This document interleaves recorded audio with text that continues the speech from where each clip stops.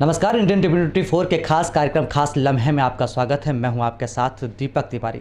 खास लम्हे में हमारी मुलाकात एक खास मेहमान के साथ होती है, जिनके साथ हमारी खास बातचीत होती है।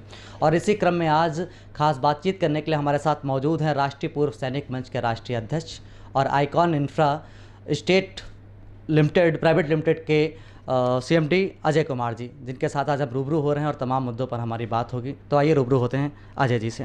सर, सबसे पहले आपका बहुत बहुत स्वागत है इंडियन टीवी 24। नमस्कार दीपक जी, और धन्यवाद मेरे इंटरव्यू लेने का। जी सर, जिस तरीके से आप देख रहे हैं कि देश के अंदर आपने देखा कि जिस तरीके की स्थिति है, कोरोना जैसे महामारी ने बहुत तेज़ी के साथ अपने पांव पसारे और भारत सरकार ने कि देश के अंदर देशव्यापी लॉकडाउन लगा दिया ताकि जल्द से जल्द एक श्रृंखला को तोड़ा जा सके और इस पर निजात मिल सके। ऐसी स्थिति में सर, चाहे वो टूरिज्म सेक्टर हो, चाहे होटल इंडस्ट्री हो या अन्य कोई भी व्यापार रहा हो, सब ने इसका दंश झेला है। बात कर लें अगर रियल इस्टेट सेक्टर की, जिससे कि आप संबंध रखते हैं, एक निजी क्षेत्र की कंपनी का आप प्रतिनिधित्व करते हैं, बात करें रियल इस्टेट सेक्टर की, तो सर इसको भी एक तगड़ा झटका लगा हुआ है। किस तरीके की परेशानियों का सामना करना पड़ रहा है, ये हमारे दर्शक जानना चाहते हैं। देखिए दीपक जी, हमारे यहाँ जो केसेस हैं बढ़ते जा रहे हैं। अगर हम देखें तो कल तक 1,98,706 थे और 8100 केसेस आज और आए हैं। अगर आप देखें तो इसकी दर बढ़ती चली जा रही है। और जैसे जैसे हम देख रहे हैं कि लोग कोरोना से प्रभावित हो रहे हैं, तो सारे सेक्टर भी प्रभावित हो रहे हैं। ख़ास करके अगर हम देखें तो रियल इस्टेट, नोटबंदी के बाद लोगों ने इन्वेस्टमेंट बंद कर दिए, तो 3-4 साल से तो रियल इस्टेट वैसे भी मंदी के दौर से गुजर रहा था। और अब यहाँ पर आने के बाद शायद हमें लगता है कि अगले 2 साल तक ये मंदी से और गुजरेगा। लेकिन आने वाले समय में जब 2 साल हो जाएंगे तो लोगों को आशियाना चाहिए और लोगों को रहने के घर चाहिए। हाँ, इसका जो पिक्चर होगी वो पूरी तरह से बदल चुकी होगी, क्योंकि अब इन्वेस्टमेंट के लिए कोई नहीं आएगा, लोग अपने रहने के लिए आएंगे। तो जो हमारे छोटे मकान होंगे, एंड यूज़र के लिए होंगे, अब वही जो है हम लोगों के लिए वो लोग ख़रीदेंगे। लेकिन जिस तरह से पहले इन्वेस्टमेंट आ जाता था, अब नहीं आएगा, लेकिन लोगों का सोचने का नज़रिया ही पूरा बदल गया। क्योंकि पहले लोग कहते थे कि मकान ले लो यार, छोड़ दो, 4-5 मकान लेके डाल देते थे। अब लोगों को ये लगता है कोरोना में कि अब जीना सबसे अच्छा है। अब क्या कहते हैं, मकान हमारा 2 कमरों का हो, लेकिन हम हेल्दी रहें, वेल्दी बाद में सोचेंगे। सर, अगर देखा जाए तो जिस तरीके से जब रियल इस्टेट ने इसका दंश झेला है, तो रियल इस्टेट के क्षेत्र से भारतीय अर्थव्यवस्था को मजबूत करने के लिए जो राजस्व जाता है वो तकरीबन जानकारों का कहना है कि 30 से 40% के रेवेन्यू जनरेट करता है रियल सेक्टर जो है भारत सरकार के लिए अर्थव्यवस्था को लेकर के। और वर्तमान समय की जो स्थिति है वो भारतीय अर्थव्यवस्था तो पूरी तरीके से डगमगाती नजर आ रही है। कुछ जानकारों का तो ये भी कहना है कि भारत देश का तकरीबन 30 साल पीछे चला गया है। तो ऐसे में क्या कहना है आपका कि कितना समय लगेगा जो है फिर रियल इस्टेट को अपना वही प्रभुत्व स्थापित करने में, वही मुकाम स्थापित करने में, ताकि फिर से वही चढ़ पे आ सके और वही जो रेवेन्यू था वो भारत सरकार तक जा सके, ताकि अर्थव्यवस्था फिर से उसी मुकाम पे आ सके जहां पर थी। देखिए, रियल इस्टेट से हमारे बहुत सारे सेक्टर जुड़े थे। अगर हमारे यहाँ जब रियल इस्टेट चलता है तो हमारे यहाँ स्टील इंडस्ट्री को फ़ायदा होता है, हमारे यहाँ सीमेंट इंडस्ट्री को फ़ायदा होता है, हमारे यहाँ टाइल्स इंडस्ट्रीज़ को फ़ायदा होता है, हमारे यहाँ पेंट इंडस्ट्रीज़ को फ़ायदा होता है। और अगर हम देखें तो जब लोग काम करते हैं, जब मज़दूर काम करते हैं या लोग उसमें काम करते हैं, जब फ़ायदा होता है तो कार ख़रीदते हैं। हमारे अगर ऑटो सेक्टर को देखें उसको भी फ़ायदा होता है। और जब लोग अच्छा कमाते हैं तो अच्छे कपड़े भी ख़रीदते हैं, तो हमारे टेक्सटाइल इंडस्ट्री को फ़ायदा होता है। तो कहने का मतलब ये हुआ कि सारे इंडस्ट्रीज़ एक साथ जुड़े हुए हैं। तो जैसा मैंने कहा कि लगभग 2 साल तो वहाँ तक पहुँचने में लग जाएंगे। लेकिन हाँ, जो हमारे लोग थे रियल इस्टेट में, हो सकता है कि मकान ना बनवा रहे हों, लेकिन बड़े बड़े वेयर हाउस बना रहे होंगे। वेयर हाउस इसलिए बन रहे हैं कि अभी आप देखेंगे कोरोना के टाइम पे जो हमारा इंडियन इकोनॉमी डगमगाई है। लोग कहते हैं 30 साल हम पीछे चले जाएंगे। मैं कहता हूँ हम 30 साल पीछे नहीं जाएंगे, हम और आगे जाएंगे। उसका एक रीज़न है कि करीब 100 कंपनीज़ जो हैं चाइना को छोड़ के हिंदुस्तान आ रही हैं। ये अभी लेटेस्ट फिगर है। जब 100 कंपनी यहाँ आ जाएंगी तो हमारे यहाँ के लोगों को रोज़गार मिलेगा। जब रोज़गार मिलेगा तो हम और रोज़गार क्यों मिलेगा, हमारे यहाँ 137 करोड़ की जो पॉपुलेशन है वो यंग है, उसकी एवरेज एज जो है 30 से 35 साल की है। तो इसलिए दूसरे देश हमारे यहाँ आना चाहेंगे। जो चाइना जिस तरह से कर रहा है, जो तनाव बढ़ रहा है दूसरे देशों के साथ, और हमारे प्रधानमंत्री जी ने जो भी क्या कहते हैं विदेशों में जा के आज हमारी रेपुटेशन बनाई है, उसकी वजह से हिंदुस्तान में लोग आएंगे। अब बहुत सारी कंपनीज आएंगी। हाँ, ऑनलाइन का बिजनेस अब बहुत तेज़ी से बढ़ेगा। मैं एक दिन बोल रहा था, मेरे से किसी ने कहा कि कौन से शेयर खरीदने चाहिए, तो मैंने कहा आटा डाटा दवा दारू। आटा का मतलब हो गया जैसे खाने पीने की चीज़ हो गई, ब्रिटानिया हो गया, आईटीसी हो गया, इस तरह की कंपनियों के शेयर बढ़ेंगे, जो खाद्य सामग्री वगैरह होती है, खाद्य सामग्री। दूसरा मैंने कहा डाटा। डाटा का मतलब क्या हुआ कि जैसे जी टीवी हो गया, आपका एयरटेल हो गया, या आपका वोडाफोन हो गया, या रिलायंस हो गया। क्योंकि आपने देखा होगा सब पे खर्चों पे आपने रोक लगा दी, लेकिन आज जो मेरा बिल 1000 का आता था 1500 का आया, क्योंकि मैंने डाटा ज़्यादा यूज़ किया। और अगर आप उसके पैसे नहीं देते हो तो आपका फ़ोन वो काट देंगे। यही एक ऐसा बिजनेस है जो कि कोरोना के टाइम में बढ़ रहा है। तो आटा डाटा दवा दारू।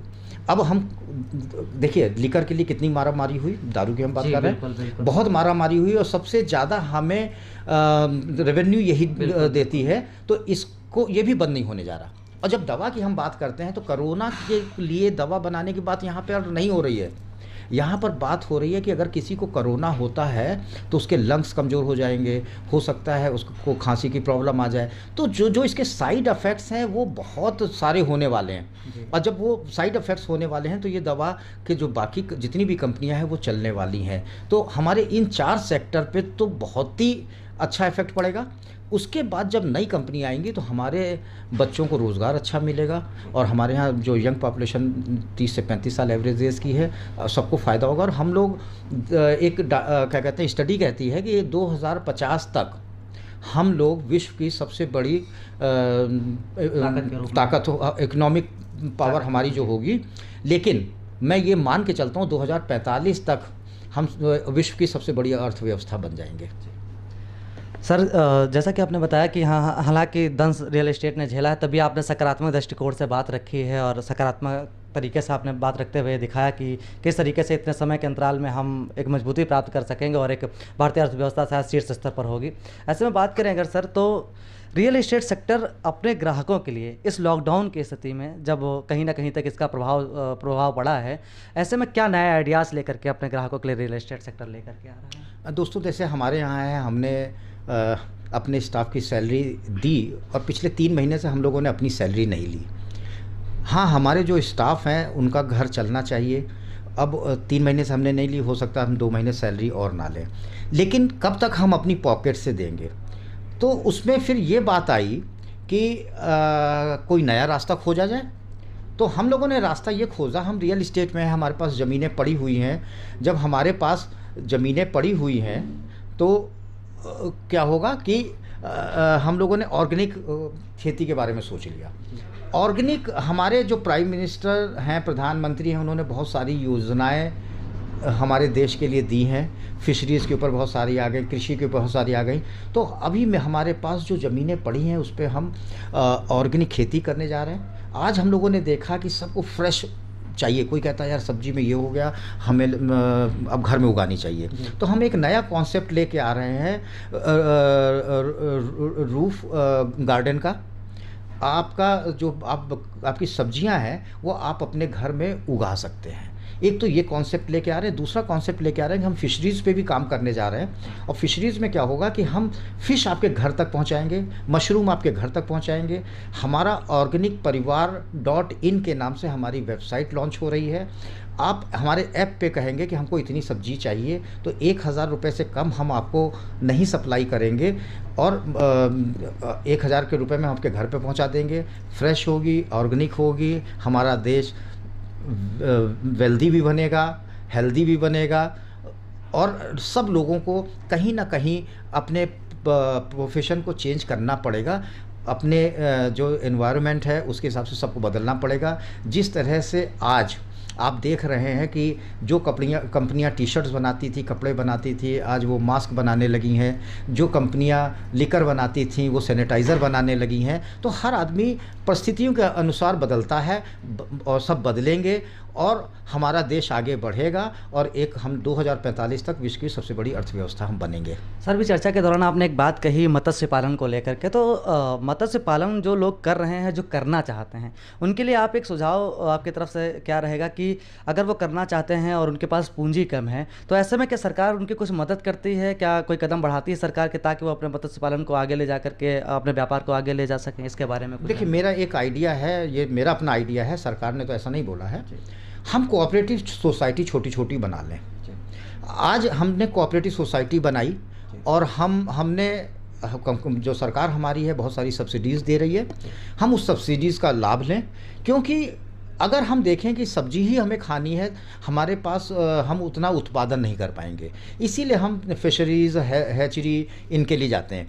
तो जब फिशरीज़ जो है मतलब पौष्टिक आहार भी हम उसको बोलते हैं, तो फिशरीज़ क्या है कि जहाँ पे पानी जमा हो जाता है, जो हमारी वेस्ट लैंड पड़ी है, अब हमें सरकार को लैंड यूज़ चेंज करना पड़ेगा। बोल दीजिए कि भाई आप तालाब बनाइए तो हमारा वाटर कंजर्वेशन भी होगा, हम मछलियाँ भी पाल लेंगे और छोटे छोटे समूह बनाए जाएं अपने, और किसानों के समूह बनाए जाएं और उनको सरकार उनके ऊपर कोई क्या कहते हैं एक ट्रेनर हो जाए और उनको बताए कि कैसे कैसे आपको ये बिजनेस करना है।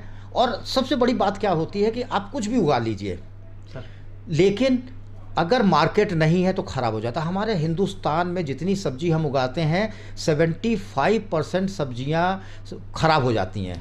आप देखते होंगे कभी कभी क्या होता है, टमाटर सड़कों पे फेंक दिए जाते हैं। क्यों फेंक दिए जाते हैं? क्योंकि हमारे पास ना कोल्ड स्टोरेज है। जब तक हम गांव की तरफ जाके ये हम प्रोवाइड नहीं कराएंगे कि हमें कैसे प्रिजर्व करना है जो हमने पैदावार की है, तब तक हम तरक्की नहीं कर सकते। तो हमें छोटे छोटे समूह बनाने हैं। एक समूह हमारा कोल्ड स्टोरेज चला रहा होगा, एक समूह हमारे मछली पालन कर रहा होगा, एक समूह हमारा आपका सब्जियां उगा रहा होगा और एक समूह उसकी मार्केटिंग कर रहा होगा। तो हमें ओवरऑल एक कंपनी तैयार करनी है जिसमें बैकवर्ड इंटीग्रेशन से लेके मार्केटिंग तक हो और हमारा माल बने और लोगों तक पहुंच जाए। और स्टोरेज का इसमें बहुत बड़ा काम है, क्योंकि इसको हम लोग कच्चा धंधा बोलते हैं, चाहे मछली हो, चाहे हेचरी हो और चाहे सब्जियां हो। तो इसीलिए लोग, जबकि प्रॉफिट ज़्यादा होते हुए भी लोग इसको उगाते नहीं हैं। लेकिन अगर ठीक से काम करें, जिस तरह से हमारी सरकार अब कर रही है और जिससे सोचा गया, अगर वो धरती पे उतर आता है तो शायद हमारा गांव भी खुशहाल हो जाएगा और हम लोग भी खुशहाल हो जाएंगे। सर, एक अहम सवाल रखेंगे हम आपके सामने कि हर एक व्यक्ति का सपना होता है कि उसके सिर पे छत हो, उसका अपना एक छोटा सा आशियाना हो। और ऐसे में तमाम लोगों का ये कहना है कि जब रियल एस्टेट कोरोना जैसे महामारी का दंश झेल रहा है, ऐसे में क्या रियल एस्टेट सेक्टर मकानों की कीमत गिराने पर विचार करेगा? क्या हर व्यक्ति को उसका सपना जो होता है आशियाना का, क्या वो साकार हो सकेगा? देखिए, रियल इस्टेट में कभी भी दाम कम नहीं होते। ज़मीन के दाम कभी कम नहीं होंगे। उसका रीज़न है क्योंकि पॉपुलेशन बढ़ती जा रही, ज़मीन आप पैदा नहीं कर सकते, तो दाम तो कम नहीं होंगे। क्योंकि आप देखेंगे जब हमारा लेबर आज की डेट में बहुत महंगी हो गई, क्योंकि सब अपने अपने घर लौट गए हैं, तो सीमेंट के प्राइसेस बढ़ रहे हैं, हमारे जो इनपुट कॉस्ट है वो बहुत बढ़ रही है। तो मकान बना के देंगे तो सस्ता नहीं पड़ेगा और ज़मीन जो है वो भी सस्ती नहीं होगी, कभी इसके दाम सस्ते नहीं होंगे। लेकिन हाँ, हम नई टेक्नोलॉजी से बनाकर उसको सस्ता कर सकते हैं। अगर हम नई टेक्नोलॉजी से बनाते हैं, छोटे घर बनाते हैं, तो उसको हम सस्ता कर सकते हैं। और हम केवल एंड यूज़र के लिए बनाएं, इन्वेस्टमेंट के लिए नहीं। और छोटे घर चलेंगे और अच्छा होगा और ये इंडस्ट्री फिर से ऊपर उठेगी। सर, जैसा कि हमें जानकारी है कि आपने भारतीय जल सेना को भी सेवा दी है जो है, और ऐसे में एक राष्ट्रीय पूर्व सैनिक मंच संगठन है जिसके आप राष्ट्रीय अध्यक्ष भी हैं। तो सर, इसके बारे में कुछ प्रकाश डालिए जो है संक्षेप में। दोस्तों, ये तो मैं मानता हूँ कि जो फौजी होता है वो बॉर्डर पे तो लड़ता ही है। क्योंकि मैं 1 साल ऑपरेशन पवन में श्रीलंका में भी रहा हूँ और कारगिल के बाद ही मैंने छोड़ा। कारगिल के युद्ध में मैं गया नहीं, लेकिन हाँ उस समय फ़ौज में था, रेड अलर्ट में हम लोग थे। तो हम लोगों की जो एक्स सर्विसमैन होते हैं, जैसे हम पूर्व सैनिक बोलते हैं, जी। वो पूर्व सैनिक के अंदर एक जज्बा होता है, लेकिन एक डायरेक्शन उनको चाहिए होता है कि हम करें क्या। बाहर आने के बाद उसको पेंशन मिल रही होती है, लेकिन वो अपना लोकल उसमें फंस जाता है, लेकिन कंस्ट्रक्टिव वर्क कोई नहीं कर पा रहा है। तो एक डायरेक्शन, एक लीडरशिप, एक ऑर्गेनाइजेशन चाहिए होता है। इसी को सोच के हमने राष्ट्रीय पूर्व सैनिक मंच बनाया, और ये एक एनजीओ है। अभी हम लोगों की, अगर कोरोना नहीं आता तो हम लोगों की प्लानिंग थी कि जो भी हमारे प्राइमरी स्कूल्स हैं गांव में, हम वहाँ जाके वहाँ के बच्चों को गाइड करें, उनको बताएं कि आपका फ्यूचर, आप कैसे अपने फ्यूचर को ब्राइट कर सकते हैं, उनको गाइडेंस दें आप, क्योंकि उनके माँ बाप उनको नहीं बता सकते उनको कहाँ जाना है।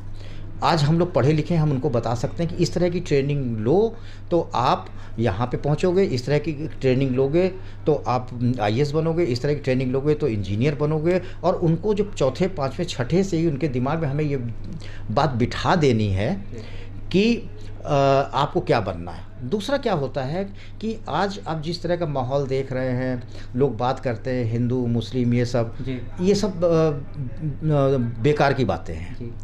ये हो क्या रहा है कि जो हमारे कुछ हम नेता तो उनको नहीं मानते, क्योंकि नेता लोग इस तरह की बात भी नहीं करना चाहिए। अगर एक लीडर है तो वो कभी बांटने का काम नहीं करेगा। बड़ों को हम सिखा नहीं सकते, लेकिन हम बच्चों को सिखा सकते हैं कि हिंदुस्तान एक है, यहाँ जो रहता है वो सब एक हैं। और हम वो चीज़ उनके दिमाग में डालना चाहते हैं, क्योंकि फ़ौज के अंदर कभी भी हम लोग जानते ही नहीं थे किसका जात क्या है, किसका धर्म क्या है, और सब लोग एक मिल के काम करते थे। वहाँ पे एक दूसरे के घर में खाना खाते थे, एक गिलास में हम लोगों ने पानी पिया है। तो इस चीज़ को दूर करना है। अगर इसको हमें दूर करना है तो हमें बच्चों से शुरुआत करनी पड़ेगी, उनके अंदर लाना पड़ेगा। हम सब भाई भाई हैं, चाहे हिंदू मुस्लिम सिख ईसाई हों। तो हम लोगों ने यही सोच के इस संस्था का गठन किया था, और उसके लिए हम काम भी कर रहे हैं, बहुत सारे प्रोग्राम करते रहते हैं। अभी हम लोगों ने जो गरीब थे उनको खाना भी बांटा, तो हम लोग अपना जाड़ों में कपड़े बांट देते हैं गरीबों को, ये सब हम लोग करते रहते हैं। और देश सेवा, नौकरी छोड़ने के बाद, फ़ौज छोड़ने के बाद देश सेवा के लिए हम लोगों ने इस ऑर्गेनाइजेशन को बनाया है। सर, रियल एस्टेट में तमाम लोग ऐसे हैं जो छोटे स्तर पर कार्य कर रहे हैं, उनके लिए इस दौरान जब देश के अंदर इस तरीके की स्थिति है, आप एक निजी क्षेत्र की कंपनी का जो है आप प्रतिनिधित्व कर रहे हैं बतौर सीएमडी, तो उन लोगों के लिए आपका क्या सुझाव रहेगा? छोटी कंपनियों के लिए? जी। देखिए, अभी छोटी कंपनियां जो हैं, देखिए सबका पैसा फंसा हुआ है। अब तो अब यही कहेंगे कि जो हमारी कंडीशंस हैं उसके हिसाब से हम रहें, और जो भी चीज़ सामने आए, देखिए खाली तो बैठना नहीं है। जो भी छोटा मोटा बिजनेस मिले हम करें। एक दिन फिर वो समय आएगा 1 से 1.5 साल बाद, जहाँ पे हम लोग फिर पहले की तरह हो जाएंगे। लेकिन हमें हिम्मत नहीं हारनी चाहिए। कोई भी चीज़ जो है स्थायी नहीं होती है, और जब कोई चीज़ स्थायी नहीं होती है तो ये दिन भी गुजर जाएंगे और फिर अच्छे दिन आएंगे। मैं तो यही कहता हूँ।